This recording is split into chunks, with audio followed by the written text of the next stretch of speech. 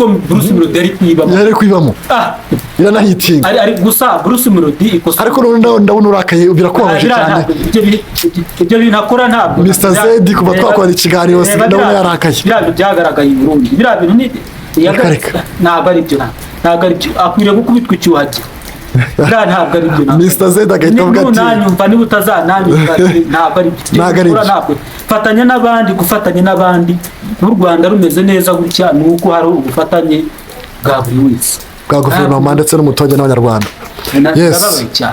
ihangane Mr Z bibaho ni industry turimo n'ibindi bizagenda biza ariko reka ikintu twasaba industry yo mu Rwanda yes uyu munsi turi kumwe n'Ikibazo d'Amakuru sawa kabisa umeze neza cyane aka karwa karuhaya se shaho umuntu urimo kwitaba ninde muri iyi minsi muri iyi minsi arimo arahugusha neza arakugusha kuryamira se arimo aragutamo arimo arantamo kabisa arimo kumutamo cyangwa ni untamo ahubwo uramutamo nakagutamo mwese mukatanamo muri akija ijambo gutanamo ubundi ryavuye ijambo gutanamo ryavuyeho ubundi ni za mvugo nyine z'abatoya bimwe by'abasaza bajya bavuga ngo nta bihe bitagira bubu z'urubyiruko ubwo se iyo bavuze gutama umuntu wumva ngo bagiye gutama umuki ababizi barabizi iyo bavuze gutama umuntu wumva iki ku bitekerezo yawe mutamo ababizi barabizi ni imvugo z'abakuru cyangwa wumva bagiye gutama umuntu nko mu kinogo ni iki ni imvugo z'abakuru ntabwo twazimura izuba riva Okay.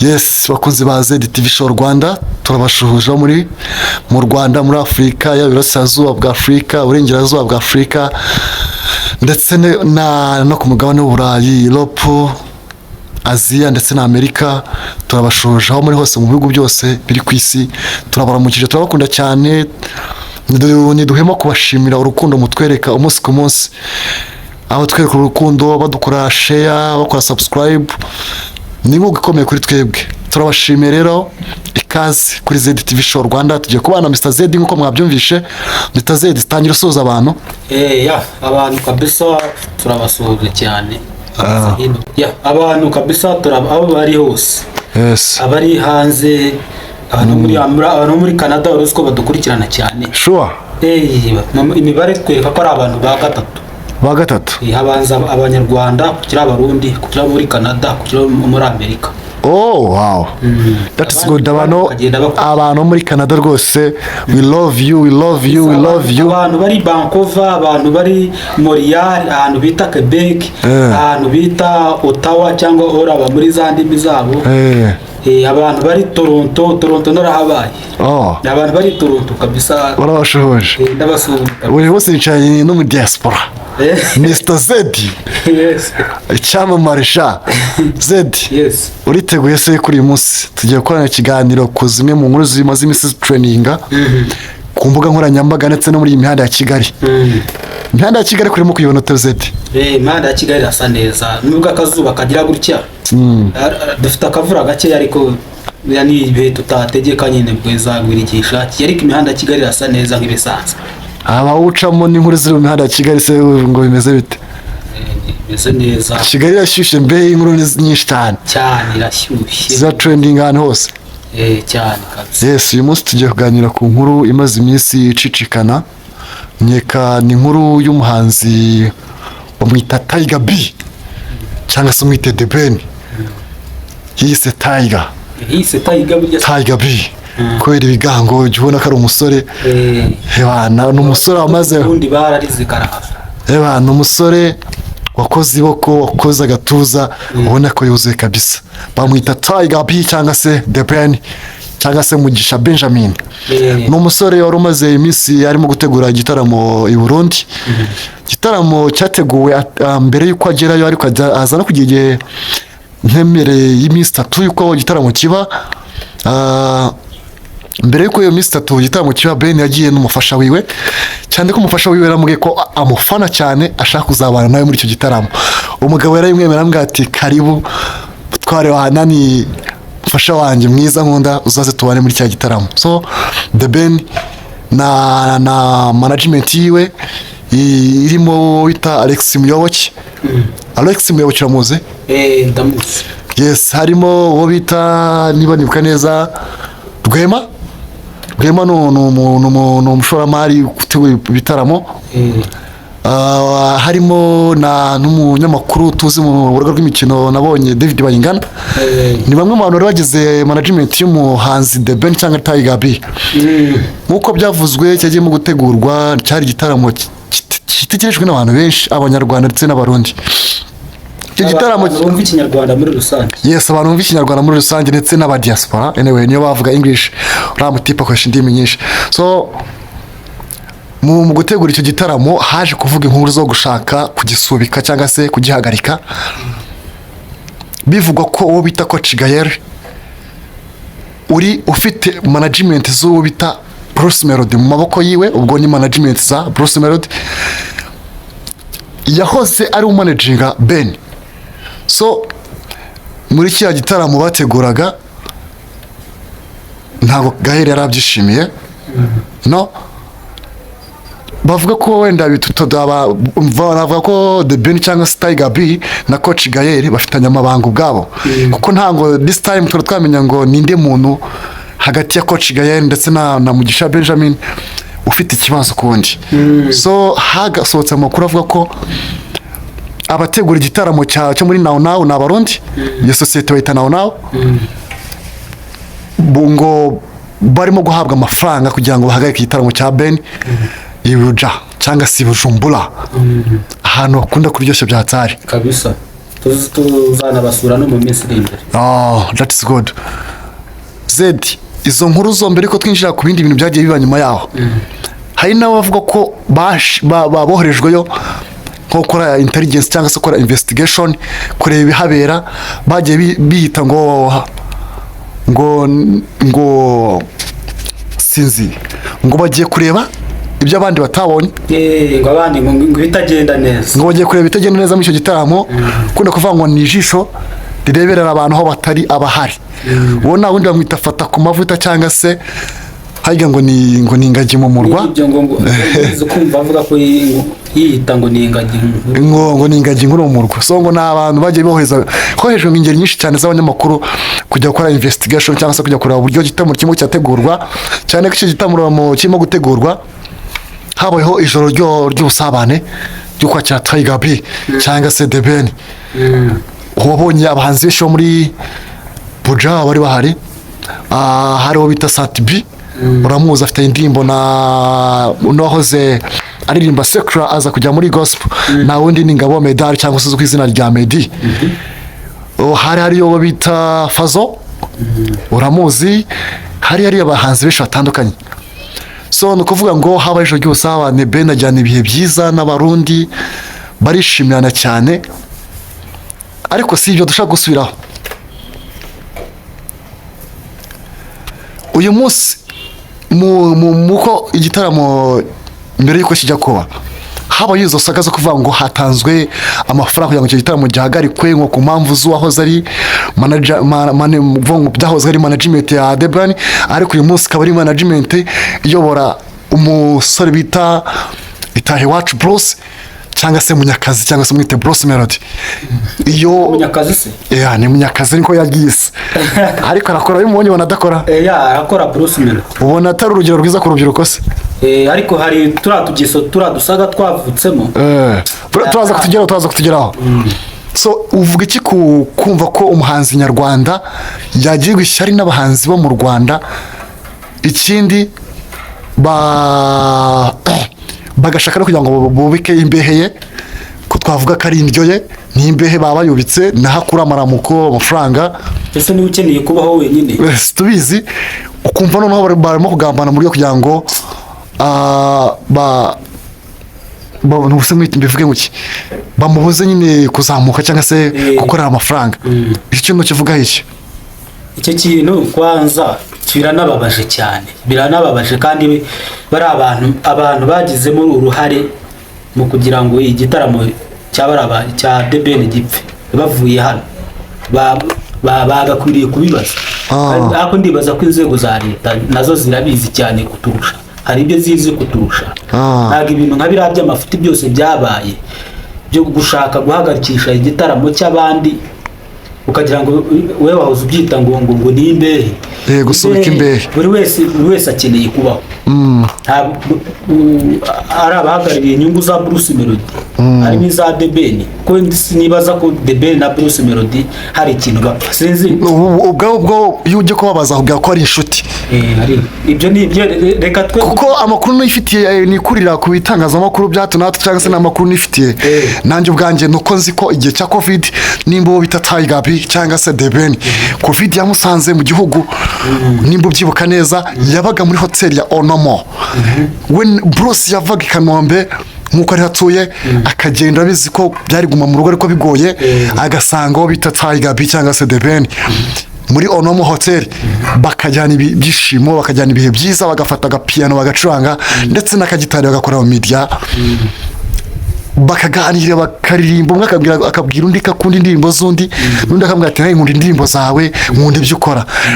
Iyo witegereje iyo kubyumva ibiganiro baba bafitanye n'abasore bafitanye urukundo. So bakubwa ikibazo kiri kuri ba managers. Ikibazo nk'uko amakuru tuyafata turimo kuvuga ko wowe wita Coach Gaël na timo yiwe bakorana muri management y'umuhanzi bita Itayiwacu Bruce cyangwa se Munyakazi cyangwa se Bruce Melody, nk'izina rye ry'ubuhanzi ari ishobora kuba iri inyuma y'uwa shagwirika igitaramo cya Ben, kuko bivuga ko iyo management ya Bruce Melody right now tuvugana ariyo yahoze ifite umuhanzi Tiger B cyangwa se The Ben mu maboko, ari managinga mu music yiwe. So kuba umuntu ari umunyarwanda bahuje amaraso akaba ashaka kutashyigikira impano ya mugenzi we cyangwa se ngo amuhe support mu kazi akora, amwereka urukundo, ahubwo bikazamo kugira ngo hazamo amashyari mugenzi wiwe ashaka kumukura ku mugati. Ni iki kiri mu Banyarwanda? Ni twavuga ko ari urukundo cyangwa n'amashyari? N'amashyari adafite abashingi, atari nangombwa. Noze mu Rwanda niyo harimo abahanzi bonyine. Uza Amerika ifite abahanzi bangana iki? Reka tuve kuri Amerika tujye mu baturanyi, abo duhuje za Lagos, Nigeria, abo duhuje amateka menshi, nakwita ko ari hafi ya yose i Burundi. Urumva Saga z'abahanzi se? Wapi abahanzi ba hano barusha abahariya kubaho neza. Ariko turaza kugera imbere gato wenda turetse kubivugaho, bakubwira ko this time Fazo, urumva cyangwa se bita Big Fizzo, urumva yari ku bazatarama muri cya gitaramo uzajya kuri stage, ariko finally byarangiye Big Fizzo nimba warayibonye atakigaragayemo, atacyatendinze. Bivuga ko we yashaka kugira ngo arimbe mbere ya nyuma ya The Ben ari uzahumuriza cyangwa se guhumuza igitaramo agisoze. Kandi nk'uko tubikura mu binyamakuru by'i Burundi bivuga ko umuhanzi mukuru yari Tiger B cyangwa se The Ben, Mugisha Benjamin. Yes.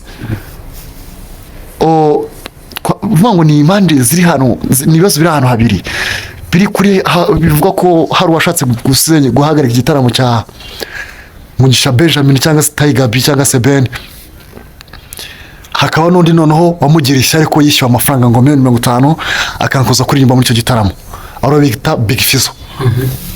Yes. Ni ikintu ubona muri ibintu muri showbiz, muri music nyarwanda, muri music ya East Africa, Buja cyangwa se Rwanda mu mujyi wa Kigali, ni ikintu turimo kubibona, ni ikihe sura birimo kutwereka, birimo biradusigira iyihe sura? Baradusigira turi ujyana kure, baradusiga isura mbi, kandi sinzi n'ababigizemo uruhare, niba bazi n'amategeko, niba ari gushaka kurikira inyungu nyinshi batitaye ku ngaruka nk'aya mbeba yajya akurikiye umuhumuro w'akanyobwa mu kamashu. Ubundi gusebya igihugu mu mahanga ni ibintu bihanirwa n'amategeko.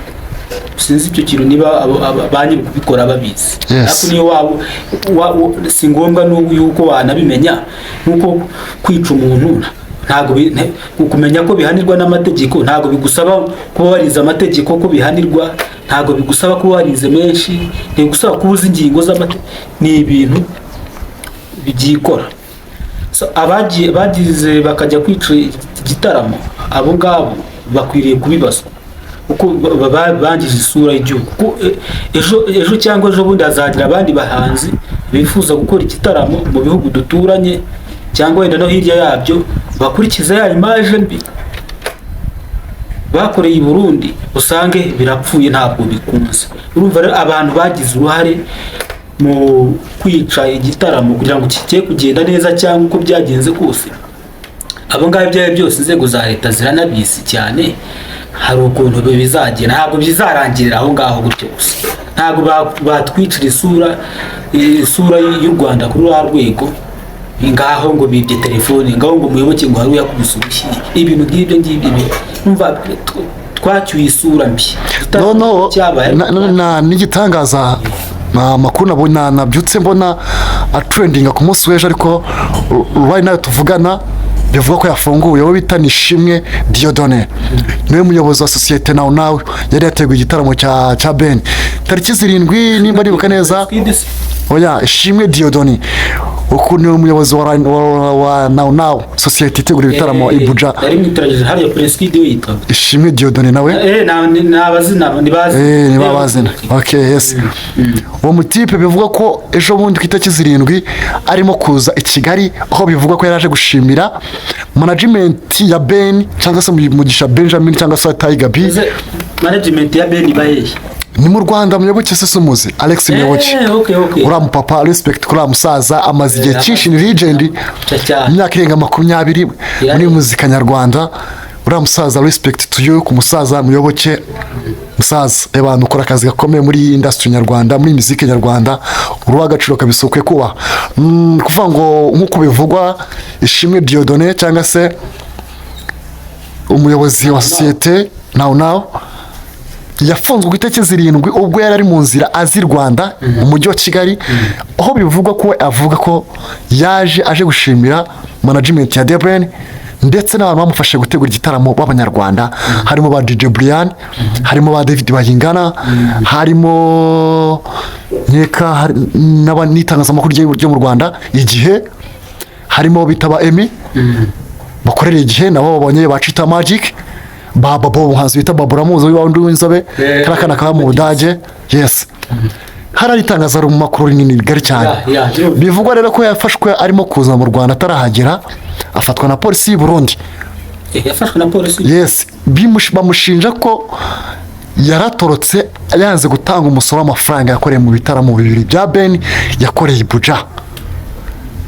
Uko bivugwa Ishimwe Dieudonné yarayemo umunsi w'ejo, ejo kuwa mbere, ko yafashe ku cyumweru.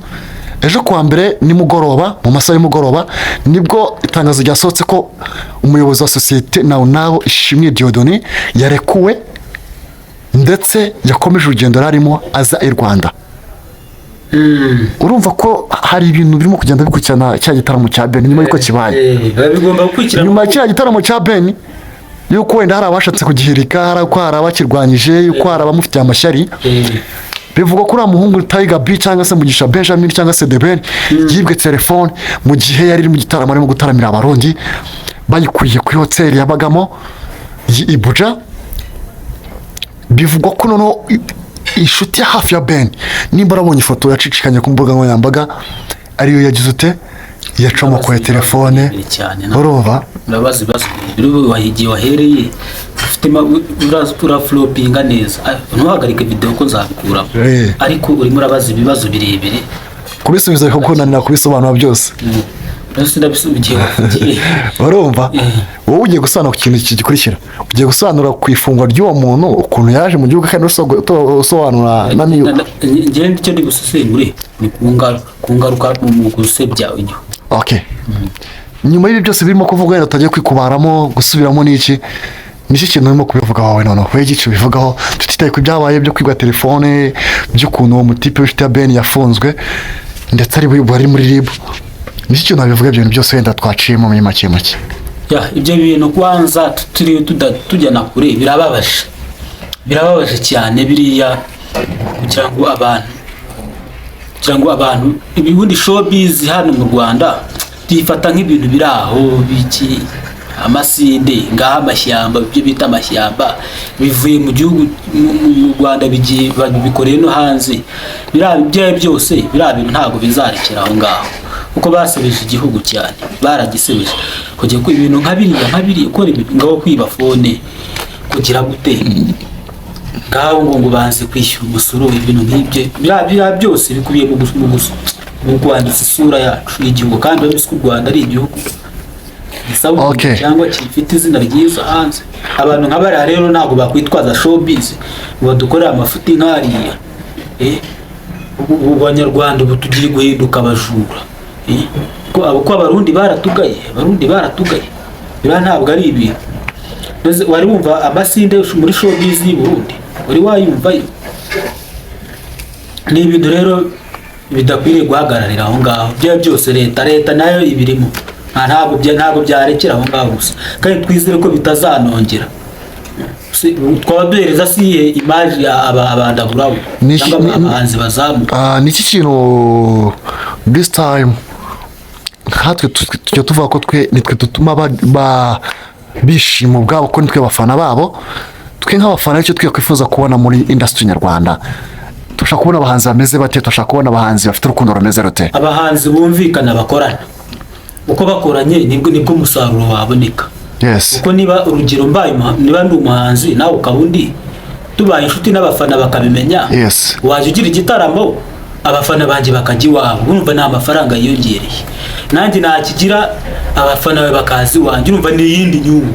Rero kurimana amasinde hagati, amasinde nta hantu amasinde yigeze agira akamaro, reka tubivuge gutyo. Gukorana nibyo byiza by'ingenzi. Ndakeka mu Rwanda dufite abana bari underground barimo kuzamuka muri muzika nyarwanda, bafite ejo heza, cyangwa se barimo kutwereka ishusho nziza ya muzika nyarwanda y'ejo hazaza, bafite impano zitangaje. Niki kintu bari abana wabasaba cyangwa se wabereka mu buryo bwo kwirengagiza ibirimo kuba no kwereka ishusho y'aho barimo kwerekeza? aba underground icyo nababwira ni ukudakurikiza ibyo babonye, ko biriya nta musaruro urimo. Urugero niba nk'urugero dufate nk'abantu bakizamuka nka ba Kurisize buriya ntabwo bavuga ko yesi ari mu murongo umwanyawo, ariko ntabwo mugeranya na ba Melody na ba Debe cyangwa na ba Meddy. Bagomba kugira umurongo bafata mwiza utandukanye n'uwo bakuru babo bakoze. Kuko nk'urugero nka Kurisize n'undi muhanzi wenda, nk'urugero nka undi muhanzi uri abo mu Rwanda twavuga n'inde, Kenisol, ba Juno Kizigenza, ba Alera Ways, ba Bwiza, ba Gatunda Afrique, abo bose bakwiriye uko bashoboye abafana bagakundana.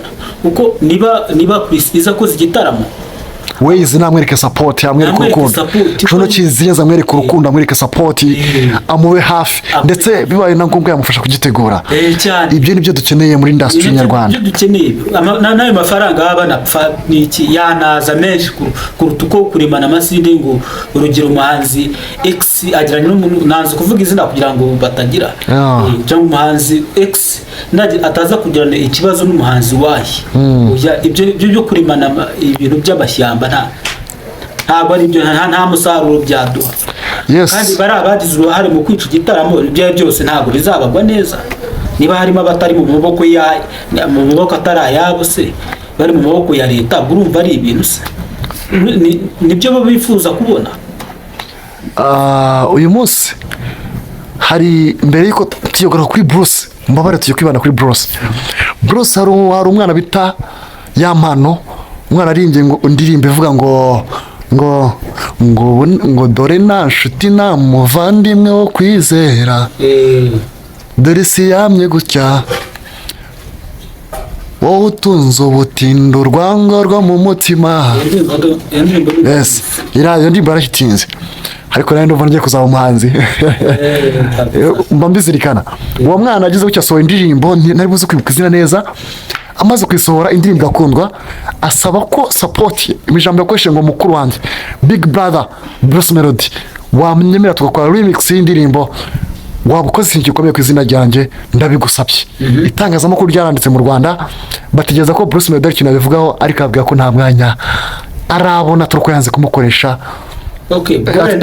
Reka uretse ikiganiro gato twende kuvugaho, ese ku bahanzi bafite amazina akomeye byasa ko biragaragara ko bashobora kuba bari imbogamizi ku bana bakizamuka kugira ngo bazamure badashaka kubaha amakorabo vuga ngo aba underground cyangwa se abana bakizamuka muri iyi music nyarwanda biragorwa kugira ngo bakore indirimbo n'uwamaze kubaka izina ndetse n'uwamaze kugira ikintu ageraho cyangwa ufite fame nimba ushaka gukora indirimbo na Bruce Melody ukaba udafite amafaranga yifuza birimo biravunana n'iki kintu babivugaho. Okay, ibyo bintu reka mare impungenge abo bana bazamuka kuko Bruce Melody se twavutse tumuzi wapi The Ben yavutse tumuzi se bato mukuruzi n'abandi bafite amazina akomeye mu Rwanda bamwita Dr. Muyomba Thomas cyakongera titire yiwe ndabizi ibyo byose ndabizi ndakoresha amazina akoresha mu buhanzi ko Tom Cruise ntaho yakurega ngo nuko utamwise docteur kandi nta gatitire kiwe niye ntabwo nenda Papa Muyomba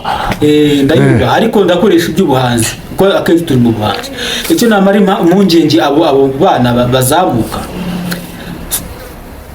abo ngabo be gucika intege uti kubera iki abo bose twavuze haruguru ntabwo ari uko twese ntabwo twavutse tubazi nta n'igihe kinini bamenyekana rero ibyo ngibi bashyiremo agatege nabo bazamuke kuko ba Bruce Melody nabo bazamutse ntabwo ari Yesu wabahamagaye hari ukuntu bakoze cyane. Yes.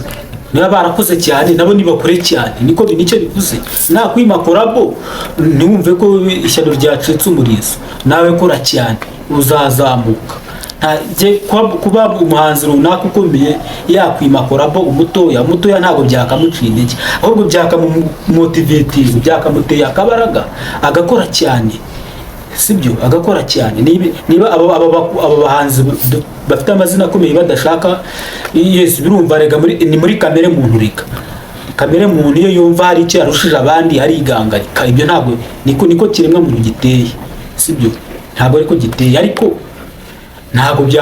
ntabwo byakuraho abantu bakiri batoya underground nuko runaka mwimye korabo agomba gukora cyane na Bruce Melody ngo nawe uganire nawe hari ibindi yakubwira nigize kumva story yuzu ukuntu ngo yajyaga Kanombe ngo akajya Nyamirambo n'amaguru urumva yes ne yarabikoze n'amaguru yes ubungubu hari KBS nugukoza ikarita desa akabaragiye ibyo ntabwo ntuzategereze gukomera ngo nuko runaka yabigize mu ruhare oya gukomera niwe uzabitamininga niwe uzabishyiramo imbaraga ntabwo abantu bose bakomeye tuzi ku isi cyangwa no mu Rwanda ari uko hari ababafasha oya hari yese birashoboka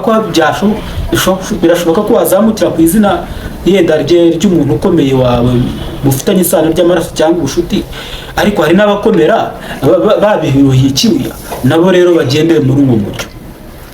Yes. Uyu munsi twakiriye Mr. Z cyamamare rwose umujene ufite akanwa kameze nk'akashe Mustafa ku gasatsi keza kari mu tuvi najya bangwa n'ubukire niwe turi kumwe uyu munsi tugiye kujya ku musozo ariko turasoreza kuri Bruce n'ubundi Bruce ejo bundi yari ari ingoma aho yari yajyanye n'umunyamakuru akaba na manager w'abahanzi bamwita Morodika cyangwa se umwite muri ndahabi cyangwa se umwite Irene afite ni management w'abahanzi Vestina and Drocas yes ni manager bavuga ko umuhanzi ntabwo navuze ko ari umuhanzi wabyumshe nabi navuze ko ari manager w'abahanzi yes uwo bita Vestina and Drocas abaramyi beza bahagaze neza muri industry nyarwanda muri gospel ndetse navuga ko bafite inderwa nziza. Irene ejo bundi ari ingoma yakoranye interview na Bruce Melody mbere yuko ajya bafiteyo ibitaramo bya MTN Festival iwacu birimo kubera mu gihugu hose birazenguruka intara sinzi nimba ugibona agira gucya aramubaza ngo ese Ben mufitanye iki kibazo avuga ati nge na Ben nta kibazo dufitanye Ben inshuti yanjye nanjye nkabishutiwe urumva kandi abana nkunda indirimbo ziwe nanjye neza akakundi zanje bahita maze se dukoze battle cyangwa se hangana igitaramo cyawe na Ben ninde muntu wakwemeza undi ijambo yakoresheje n'iri yakoresheje ijambo rivuga ngo muzamuzane muri iyo battle urumva mwere kuntu mukubita agati kunda ubundi yemere ko Bruce ari tayi wacu iki kintu wakivuga iki nyuma y'amagambo amaze iminsi acicikana kuri management ya Bruce Melody ndetse n'ibyavuye i Burundi. Aho hantu ntabwo twirwa tuhatinda kuko Bruce Melody na The Ben nje kugira ngo bagire ibibazo hagati yabo byagorana utikuti. Bruce Melody ari mu Rwanda hano handi Kanombe si watuye iyo ni privacy issues reka tuyireke.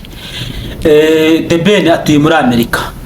Urumva abo bantu ikintu kibahuza nuko bose ari abanyarwanda, kugira ngo bagirane ikibazo hagati yabo byagoye. Yes birashoboka ariko ntabwo ngiye nabiheza amahirwe menshi ko byashoboka, ahubwo ikibazo kiri kuri abashinzwe inyungu zabo, abareberera inyungu zabo. Nibo nkeka yuko bashobora kuba aribo bateye biriya bintu bakajya no kudusebereza u Rwanda, bakajya no gusebya igihugu. Yes, ntabwo ngiye mpamya yuko The Ben na Meddy, yes Bruce Melody ashobora kuba yaravuze gutyo, kuba yabivuga yes birashoboka. Ntabwo ndi mu mutima we ngo nibyo cyangwa se byo, birashoboka kuba ari byo. Na The Ben nawe mubajije gutya ashobora kuvuga gutyo, ariko ibyo ngibyo si byo ndeba, ahubwo ikibazo kiri kubahanza, kiri nako kubarebera inyungu zabo. Bagiye bashobora guteza gusopanya ibintu nk'ibyo ngibyo bibazo bikavuka byari bimaze iminsi. Naho simpamye yuko Bruce Melody byagorana, kereka ari undi muhanzi uri bose bari hano mu Rwanda birashoboka ko hari utuntu, kuko muri sosiyete abantu bagirana ikibazo ni abantu bahura. Nkunge nawe tugiranye ikibazo birumvikana kuko dushobora kugira aho duhurira n'iki, ariko si nk'umuntu wibereye nko muri Canada udukurikiranye, umuntu uri mu Bufaransa nagirana ikibazo nawe gute? Yes, urumva rero ikibazo kiri muri ba managers cyangwa abantu bashinzwe inyungu zabo. Niho kiri. Wowe ukurikirana Mr. Z, ukurikirana music nyarwanda, ndakekora nakuze iyi industry nubwo wenda itangazamakuru ugijemo mu minsi yashize, ariko uri mu bantu bari hafi, bari kurikiranaga umunsi ku munsi. Nyeka rero mpamvu wagaragaje urukundo rwawe mu itangazamakuru. So Mr. Z, uyu munsi ubwawe bakubwiye ngo battle cyangwa se hangana jya mu gitaramo cya The Ben, kiburugamo The Ben na Bruce Melody, ninde muntu waba urimo gufana? Maye kizami gikomeye. Reka dutegereze. Ndashaka ubwiza ukuri. Oya ntabwo ushaka kuncika. Ariko gusa The Ben ni umuntu namenye mbere, usibye nanjye tugiye mu buhanzi. The Ben niwe muntu amenyekanye mbere, kuko The Ben arajya ni nka generation yanjye mu myaka. Urumva Bruce Melody ni uwanyuma, ariko gutegereza ngo najya mu gitaramo cyane, reka dutegereze kizabe ubone aho nzajya, nubwo nzakubwira aho nzajya. Ubu ngubu twakubajije ngubu cyabaye wajya he? Cyabaye imagine ko this time tuvugana right now tujye kujya mu gitaramo utibye kwa mu Big Arena. Uyu munsi waburi nyuma yande yenda The Ben agifite muri convention. Ubu to we no ndakubaza kuko ndi yasabye battle ihangana ku stage imwe, ngamwereka igisubizo cyaha natera igicuri. The Ben ku mafaranga, ku mubare, Bruce Melody ku kirangantego.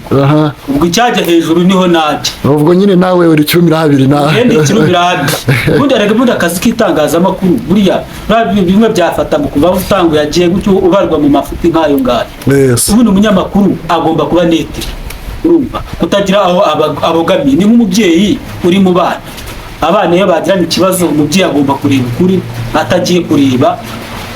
Niko umunyamakuru agomba gukora nk'umubyeyi, niko imvura nta kibazo. Yes, dusoze imvura ntugire ikibazo zabi. Reka dusoze kuri uyu muhanzi wasohoye n'indirimbo like imaze yasohotse kwa Friday, bamwita Dani Nanone, umuhungu urimo kuzamuka neza. Bishiki nta muhungu wamuvugaho mbere ko tujya no kumuganiraho. Dani Nanone kabisa ni legend. Dani Nanone kera tukiri n'abapeti natwe ubwacu. Dani Nanone ni umuhungu uzamutse muri uyu mwaka. Yazamutse kera oya yize kuzamuka, araza duheza show ya Danger, abantu bakirwa indirimbo ajyaga aririmba rwose arapa twaramukunze, ariko aza kugira igihe aza kujya kwiga, avuye kwiga ku Nyundo, araza ko nabwo yahise atangira araza neza akomereza muziki ko yari yahagaritse gatara ipozinze. Dani Nanone yaje adukubita indirimbo bita ngo Nasara yakoranye na Alela, yayikoranye no bita Alela Ways. Nasara yaje irabica bacika umuhungu nk'umuntu rwose w'umugome cyane aravuga ati ndabakubita bita my type, indirimbo iri kuzengereza imitwe y'urubyiruko mu mabuwate, mu tubyiniro, mu mbari, mu mahoteli, ahantu hose ushobora gusanga muziki, indirimbo irimo gutrendinga cyane. Uyu muhungu bidatinze yadukubise indirimbo bita confirm, wayibonye nziza cyane irimo desi zidasanzwe. Uyu muhungu sitimo kuvuga indirimbo arimo kudusohorera, ariko arimo no gukora neza. Anyway twamara kumubwira ngo respect bro, respect kabisa, kandi never give up, ibyiza biri imbere. Uyu muhungu ikintu ushaka kumuvugaho, ejo nawe muri The Choice ku Isibo TV cyangwa se aho uwo bita Philipita na Irene baba bakwicaje hagati yabo barimo guhata ibibazo, uwo bita rwose Murodikayi cyangwa se Irene cyangwa se mwite Murindahabi, yagize icyo ayobariza umuhungu ikibazo cyane nakubaje, ngese bato y'umuhanzi The Ben na Bruce wajya mu kihe? Arabwira ati ngewe baramutse bayikoze igitaramo nta kijyamo, ariko sinagira ahantu mbogamira. Bamubaje se turashaka kutubwira umwe mu bantu bari ku ruhande rwabo, ati bibaye ibyo ngibyo igitaramo sinakijyamo, nakigumira mu rugo kuko nta n'umugabo nabashaka kureba kuri stage. Ninde wabivuze uwo muntu? Ni Dani Nanone. Dani Nanone ni wabivuze ko bamubaza abahanzi bakure kubera nka Dani Nanone. Urumva abanyamakuru uwo bita Philipita babizi ku bibazo byo muri The Choice, Sunday The Choice ku cyumweru, abafite ibibazo bya danje n'uwo bita Irene, ubu basigaye bakorana n'uwo bita Babo cyangwa se wiyise Rwanda, ni umunyamakuru kuri The Choice. Bamuhaje ikibazo abasubiza ati baye bityo. Babu niwe Rwanda. Yes, akora muri The Choice. Yes. Bamuhaje ikibazo rwose abasubiza muri ubwo buryo, abwira ati ngewe baye bityo habaye igitaramo cyabahurije ku stage imwe nta kijyamo, ariko sinjya ahandi hantu mbogamira. Bamubaza cyane amubwira ati twereka ahantu wabogamiye umufana uwo waba urimo gufana, ati baye iyo mpamvu nta gitaramo najyamo rwose, nakicara mu rugo ntabikurikirana kuri televiziyo naho ibindi wapi. Ariko bifite n'amakuru avuga ko iriya ndirimbo ngo my type iriya nagukunda, nisabye ko Bruce Melody chorus yayo Bruce Melody haza akayivayibingamo cyangwa se akayiririmbamo, indirimbo ikaza ikajya hanze. Iyo ndirimbo ko Bruce Melody barabimusabye arabikora, yumvishe studio ku indirimbo imeze, Bruce Melody ati nkaguha amafaranga indirimbo ikaba yanjye. Umuhungu ati wapi. Bigenze bityo ifoto ry'amashusho y'iriya ndirimbo ngo ni my type, Bruce Melody arabura yanga kugaragaramo. Icyo kintu cyo wakita ngo iki? Bruce Melody yanze kugaragaramo. Vuga ngo barikoze recording my type, indirimbo yagenda ibera rwaserera mu mutwe wa Bruce Melody, iramucanganyikisha, yumva uburyohe bwayo, asaba umuhungu kuyimuhereza ngo ayigure. Umuhungu aramubwira ati reka nawe ndashaka kuyishyira ku icano yanjye igakorwa. Umuhungu igihe cyageze cyo gufata amashusho y'indirimbo, Bruce bamukozeho bata umwanya nawo. Umuhungu ageze aho abona ko umuhungu arimo kumunaniza, aragenda asubira muri studio, amajwi yande ya Bruce Melody itaye iwacu bayakura mu ndirimbo. Umuhungu atangamo verse yiwe, indirimbo yongera recordingwa bushyashya. Umwana agenda shooting indirimbo wenyine kuri producer bita Prince Kid, urimo kuzamuka neza wo muri country record, hahoze hakorerwa Elements. Icyo kintu wakitiki tunasoza tujya kumusoza ibyo Bruce Melody, ibyo bintu rwose akwiriye gukubitwa icyuhagiro, rutangarwa amaboko umupfumu akwiriye kumukubita icyuhagiro. Gufatanya rega nta mugabo umwe urumva, inkingi imwe ntabwo igera inzu, niko mu Kinyarwanda rurimi rwacu. Niba iyo myitwarire ayifite n'ibyo bintu byarabaye, akwiriye kwisubiraho, ntabwo ari byo, kuko aranga kugaragara mu by'abandi, nabazifuza ko abandi babigaragaramo, kandi akebo nikagiye bamugarura bizarangira. Kuko urabibonye ko indirimbo yarasohotse barwaserera, this time ndizera neza ko Bruce Melody bwayo niko buri ahubwo yaryoshye kuruta uko Bruce Melody yari kwibamo. Iranahitinga ari gusa Bruce Melody ikosa, ariko ndabona urakaye birakubabaje cyane. Ibyo bintu akora ntabwo Mr. Zedi kuva twakora ikiganiro ndabona yarakaye. Byagaragaye i Burundi biriya bintu ni ntabwo ari byo, akwiriye gukubitwa icyuhagiro. Ntabwo ari byo. Mr. Zedi agahita avuga ati nanyumva niba utazananyumva, ntabwo ari byo. Fatanya n'abandi, gufatanya n'abandi n'u Rwanda rumeze neza gutya, nuko hari ubufatanye bwa buri wese, bwa guverinoma ndetse n'umuturage n'abanyarwanda. Yes, ihangane Mr. Zedi, bibaho, ni industry turimo, n'ibindi bizagenda biza, ariko reka ikintu twasaba industry yo mu Rwanda, abahanzi nyarwanda, my friend, mushyire hamwe musenyere umugozi hamwe mufatanye amaboko muzamurane. music nyarwanda siri mu karere irimo kwanza. Yes. Habanza Tanzania hagakurikiraho u Rwanda, Uganda twayiciyeho desha. Uganda yaratakaye. Yaratakaye uvuga ngo Tanzania ebana niyo muri ubundi Kenya twayiciyeho. Kenya twanyuze. Urumva rero na amahirwe dukwiye guprofita. Nakubonye iriya komantere ya Fonde tuhayandirimbo irimo komantere z'abanyakenya gusa abagande. Urumva ko hari urumva ayo ni amahirwe abantu muri showbiz nyarwanda bakwiriye kubyaza umusaruro bagahuriza umwanya wo kujya guhirikana amasinde biki uraga kugaragara mu by'abandi mu profitire muri ako kavuyo kuko Tanzania yo kuyicaho biragoye. Wita rwose wita Simba umwe yakora cyangwa Babalao umwite Diamond cyangwa umwite Gatisi. Navuga abantu muri showbiz tibyaza amahirwe. Irankira sura twagaragaje Burundi, irasura dukwiriye kuyikosora ikiba nubwo bigoye ko yakwibagirana, ariko irasura abayigizemo uruhare bagomba kubona umusaruro wayo byanze bikunze kugira ngo kajagari nka karani kazuye. Showbiz yacu igomba kujya ku murongo. Yes. Mu karere urakunda dukubita neza. Yes. Gufata iyo njyana. Yes, Mr. Z wakoze kuba natwe kuri uyu munsi, ni iby'agaciro, turagushimiye. Dusoza suza abantu bakurikira Z TV Show Rwanda, urukundo batugaragariza badaheba kutwereka buri munsi ku munsi. Ni ukuri nanjye ndabashimiye ibyo mwakomeje kubana kuri microphone za Z TV Show. Ndabakunda cyane, banyita Mr. Frank cyangwa se Frank Joe. Nijye mwakomeje kubana kuri kamera za kuri Z TV Show Rwanda kabisa. Turabashimira cyane, subscribe mukomeje gukora zirimo kuzamuka kabisa. Abantu bo mu Rwanda, abantu bo hanze, abantu b'i Burundi kabisa, abantu murakora neza cyane. Abantu bo hanze ba diaspora, abantu bo hanze ba diaspora, abantu muri Canada bayita intara ya diaspora. Intara ya gatandatu turari nako ni intara ya gatanu. Yes. Uko dufite amajyaruguru, amajyepfo, burasirazuba n'uburengerazuba, ni intara ya gatanu. Tugashyira n'intara ya diaspora ya gatanu, tukagiraho n'umujyi wa Kigali. Uru Rwanda rugizwe n'intara eshanu. Dufite intara yitwa diaspora, ni intara ya gatanu, ugakwitaho umujyi wa Kigali. Abantu rero bari mu ntara ya gatanu, bari mu Bufaransa baradukurikira kabisa, Sweden, Australia hose kabisa, no muri Amerika baradukurikira. Abantu bari za New York kabisa, abantu muri Amerika yose uko ari intara 54. Yes. Uwo mubona kuri kamera za Z TV Show ni Mr. Z Mustafa ebana, umwite umusaza mukuru wifitiye mu tuvi twiwe ebana, ku bwenge bwinshi afite na analize, mu musaza dushyitse ibintu byiza kandi bya danger. Mr. Z tuzakukumbura kuri tuziya tugukumbura kuri kamera za Z TV Show Rwanda. Aha ni mu rugo, twizere ko n'ubutaha tuzabana umunsi ku munsi, kandi turagushimiye. God bless you, respect to you. Nanjye mwabanaga kuri mikoro za Z TV Show ni Mr. Frank cyangwa se mwite Frank Joe. Niye mwakomeje kubana muri kiganiro umunsi ku munsi, muzaza mugenda munyumva nubwo mutambona, ariko one day nzabatamo nanjye mumbone. Ciao ciao, turi kumwe, we love you.